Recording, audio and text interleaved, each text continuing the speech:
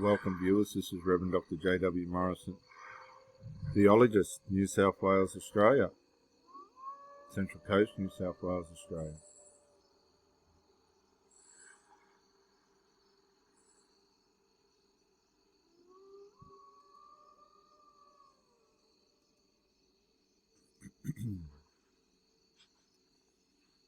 Therapy made me realize I was still in a relationship with my mother.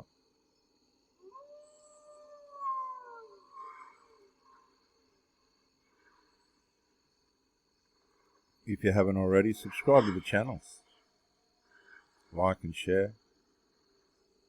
This is what it's like when your mother commits emotional incest, by Neil Strauss.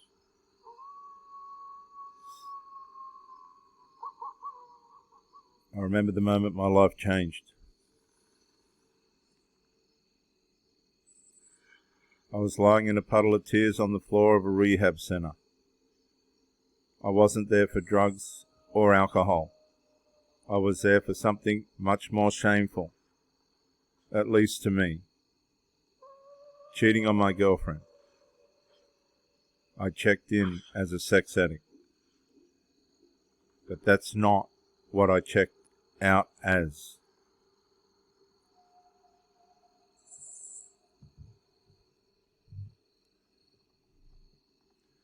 When your mum is emotionally dependent on you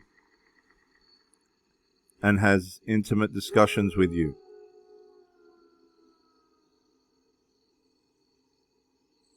that she should be having with her spouse. There's a name for that. The nurse ratcheted, like therapists said, hovering over me like a prize fighter sizing up a dazed opponent. It's called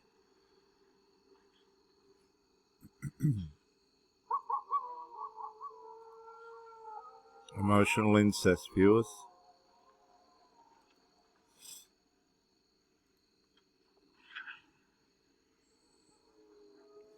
In 20 plus years of journalism, I never heard that phrase before, and it knocked me out. Incest? And it does startle people when you say incest. I grew up in what I thought was a completely normal home, with a boring middle-class mum and dad who never divorced. They may not have exactly loved each other, but they seemed to always love and support my brother and me.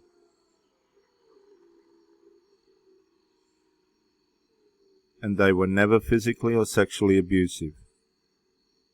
Emotional incest?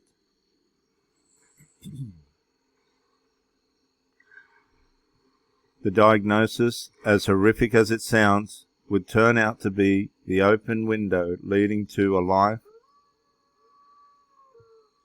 I never thought possible for a reputed commitment probe like me. An intimate marriage, a newborn son, and a lot of laughter and joy instead of frustration and resentment.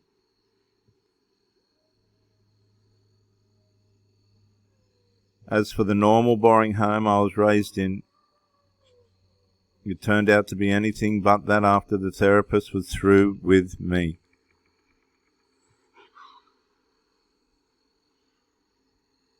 It was just easy to think I was raised in an ordinary way because I'd never experienced anything different.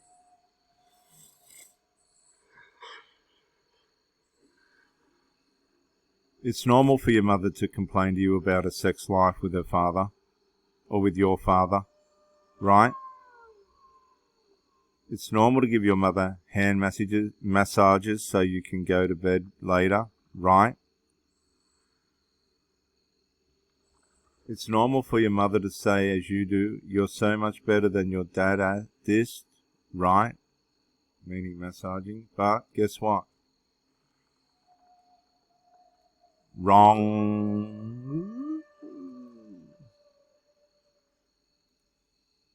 Wrong.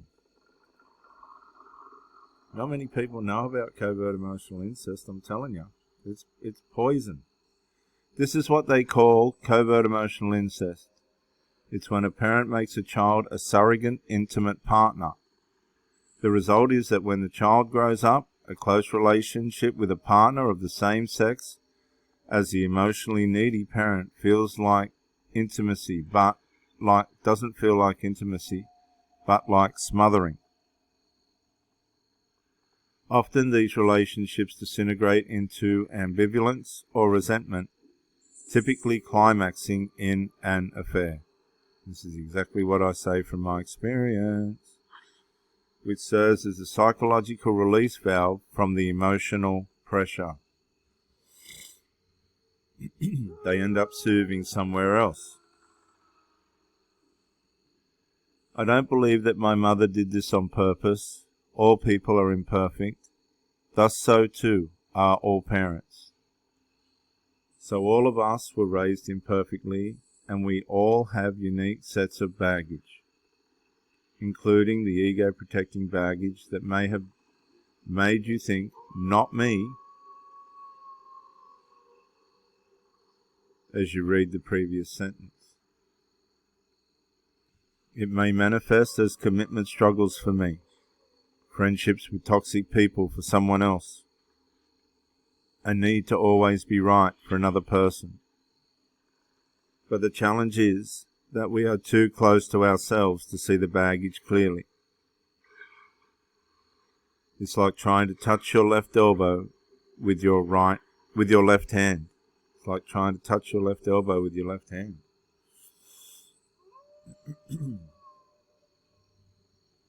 And tragically, as the psychotherapist James Hollis puts it in Under Saturn's Shadow,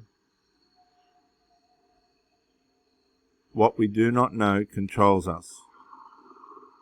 All my life, I was raised to go to the dentist for a checkup every 6 months to make sure my teeth and gums remained healthy, see a doctor once a year to make sure nothing was wrong with the rest of my body, and do something physical every day to stay in good shape. Meanwhile, I was obligated to go to school and try to get into a good college to support my intellectual growth.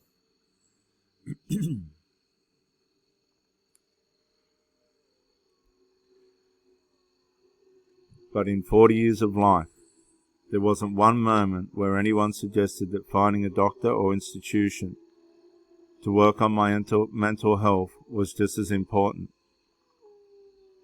As long as I didn't suffer from extreme depression, anxiety, or anything noticeably debilitating, therapy didn't seem necessary. And this is where the people that I've shown that they're suffering from covert emotional incest, they can thank me later.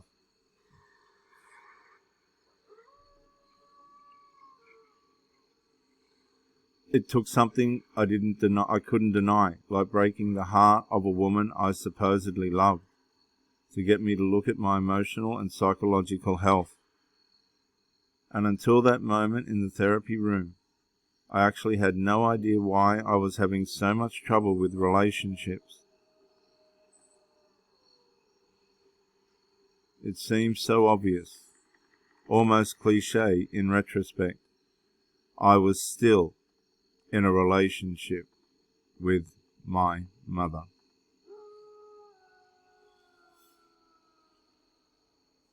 But just having this knowledge wasn't enough to change.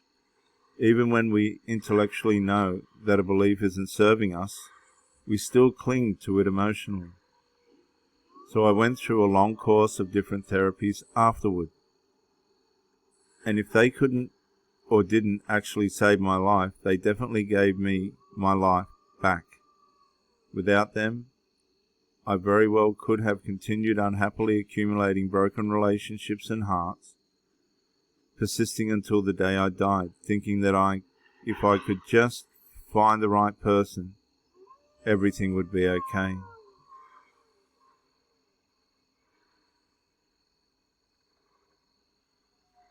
So I write this not as a passionate therapist, but as a grateful patient who cobbled together his own treatment program after a lot of research. As a culture,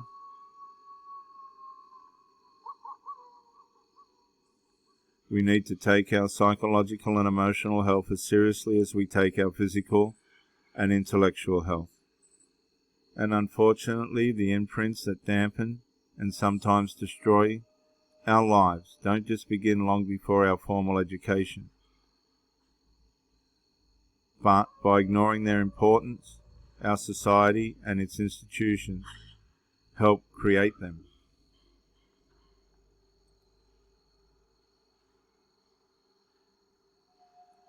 Fast forward a few years in time and deep therapy, I am better, life is better, and I am ready to bring another being into the world.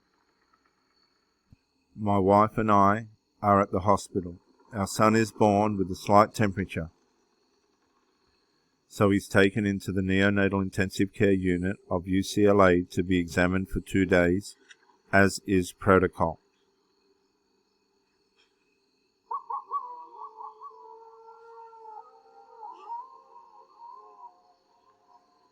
Roughly an hour after his birth, as the doctor pulls out a long needle and prepares to stick it into my son's spinal canal, a procedure that's painful even to an adult, I ask if this invasive procedure is absolutely necessary. The doctor says, "Don't worry," the doctor says, sensing my concern. "He won't remember."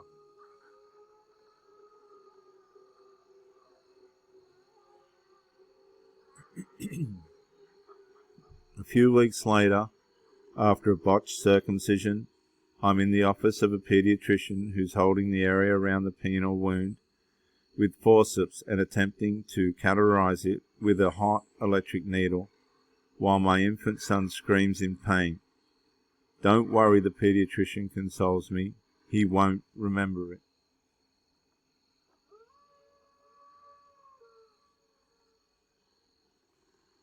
And this is how we come into the world. Our physical well-being is looked after, but not our psychological well-being.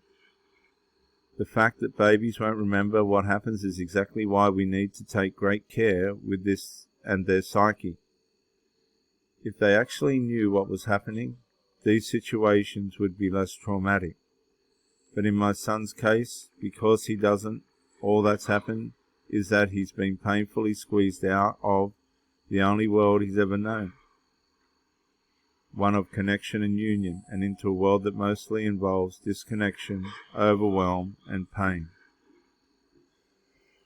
The message: it's not safe out here, so of course my child wouldn't remember being stabbed in the back immediately after his birth, but his nervous system will.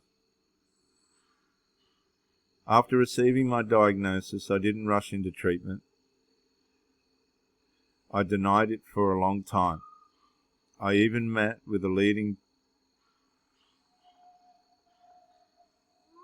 geneticist researching monogamy, Has Wallam, hoping he'd agree and say that infidelity was just in my nature. Specifically, according to research, the lack of a gene coding for a long vasopressin receptor, but he didn't hand me the get-out-of-therapy-free card I was hoping for. Though we're born with certain predispositions and resiliences, he explained that our nature is even more plastic than we realize. We haven't found anything that's completely genetic, he says. Not even these really hurtful diseases like autism and schizophrenia or things like intelligence. There's still some sort of environmental factor involved, so you get to change things. The question then remains, how do we change things? I don't believe that the answer is therapy as it currently exists. On one hand, there are doctors liberally prescribing medications to not just adults but children. 1 in 13 children take psychiatric drugs, according to an analysis of the National Health Interview Survey. On the other, there are countless therapists charging $200 an hour for a weekly emphatic conversation with no end in sight, and critics often say that techniques from psychoanalysis to EMDR, which uses eye movement, sounds and sensations as roots into the brain, haven't been proven. But just because we aren't treating the mind well doesn't mean it shouldn't be treated. For my psyche, what happened to be effective was a combination of things.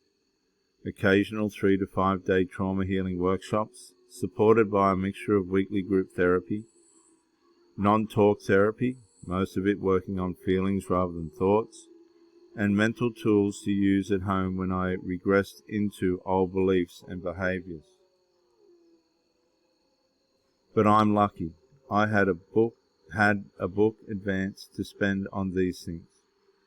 One weekend workshop was $2,500. Group therapy was $250 a month. And the innovative therapies were on average $175 a session. Insurance wouldn't cover any of this. And wherein lies the institutional problem. Emotional healing is a rich person's game. So as scientists spend hundreds of millions of dollars working to cure cancer and extend the human life, while the government spreads healthcare to millions more Americans who will work just as passionately and thoroughly to heal our inner life. Because what use is living another century if you just keep accumulating more and more baggage until you're so weighed down by your own history or your denial of it that you can barely move. Neil Strauss is a 7-time New York Times best-selling author. His book, The Truth, an Uncomfortable Book About Relationships, is now out in paperback.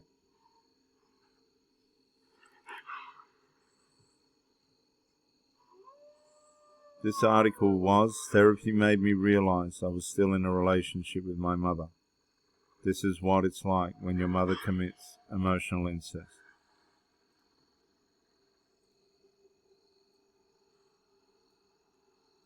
This is Reverend Dr. J.W. Morrison, theologist, Central Coast, New South Wales, Australia.